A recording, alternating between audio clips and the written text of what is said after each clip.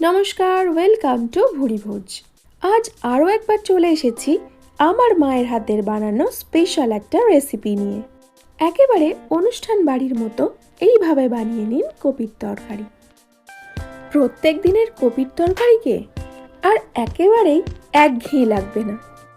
উপকরণ কিন্তু একেবারে খুব বেশি লাগছে না। চলুন তাহলে সাধারণ উপকরণগুলো দিয়েই বানিয়ে নিই অসাধারণ এই ডিশ। সবার প্রথমেই বেশ কিছুটা সর্ষের তেল ভালো করে গরম করে নিয়ে কপির টুকরোগুলো এর মধ্যে দিয়ে দিতে হবে। এবার কপিগুলো মিডিয়াম ফ্লেমে বেশ ভালো করে ভেজে নিতে হবে যতক্ষণ না লাল হচ্ছে।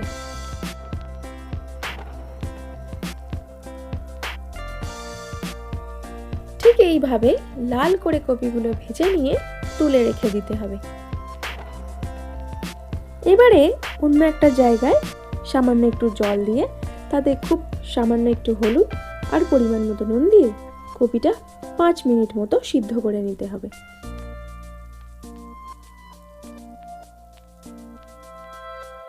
কপিটা সিদ্ধ হয়ে গেছে, এবার এটা সরিয়ে রাখবো।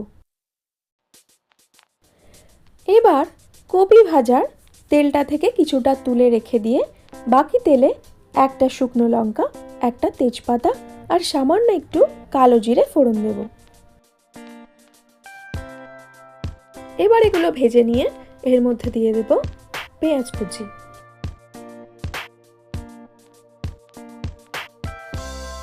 পেঁয়াজগুলো হালকা ভাজা হয়ে গেলে এর মধ্যে দিয়ে দেব কয়েক টুকরো টমেটো। এবার টমেটোর মধ্যে দিয়ে দেব কিছুটা নুন। তারপর ভালো করে নাড়াচাড়া করতে হবে যতক্ষণ না টমেটোটা সিদ্ধ হচ্ছে। নুন দিয়ে দিলে টমেটো খুব তাড়াতাড়ি সিদ্ধ হয়ে যায়।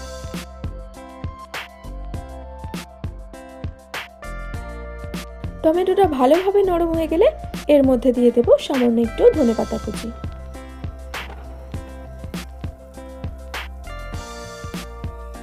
দিয়ে দেব 1 চামচ আদা রসুন বাটা।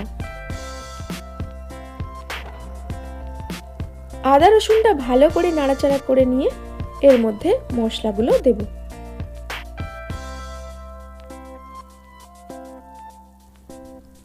দিয়ে দেব সামান্য একটু হলুদ গুঁড়ো, পরিমাণ মতো লঙ্কার গুঁড়ো, 1/2 চামচ লঙ্কার গুঁড়ো দিয়েছি। দিয়ে দেব 1/2 চামচ ধনে জিরের গুঁড়ো আর দেব খুব সামান্য একটু গরম মশলার গুঁড়ো।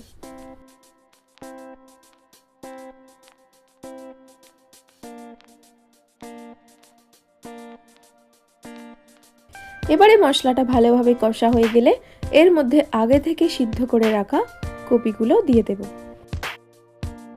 এবার ভালো করে মশলাগুলো কপির সঙ্গে মিশিয়ে দিয়ে 5 মিনিট ঢাকনা দিয়ে লো ফ্লেমে রান্না করে নিতে হবে।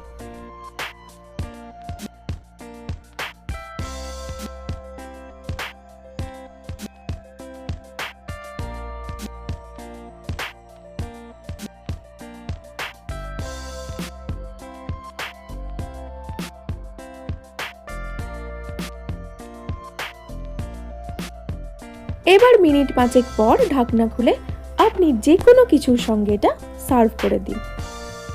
তারপর দেখুন কেমন একঘেয়ে রোজকার ফুলকপির তরকারি সবার কাছে নতুন মনে হয়।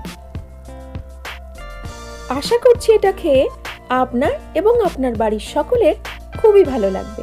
অবশ্যই এটা বাড়িতে বানিয়ে দেখুন। খুব সহজে, খুব অল্প উপকরণে বানানো এই কপির তরকারি আপনার কেমন লাগলো আমাকে অবশ্যই জানাবেন। ততক্ষণ ভালো থাকবেন।